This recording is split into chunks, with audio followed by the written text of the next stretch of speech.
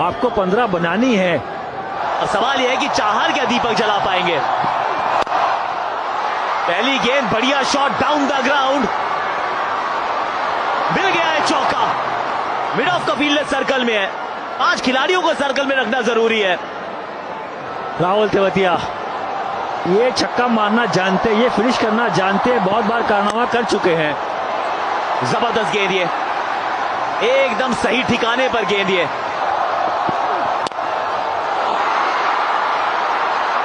गजब शॉट, ये Gerald Gerald, ये यॉर्कर एकदम सटीक थी। 2 रन की मांग होगी, नहीं मिलेगा, लेकिन अब 2 गेंदों में चाहिए 3।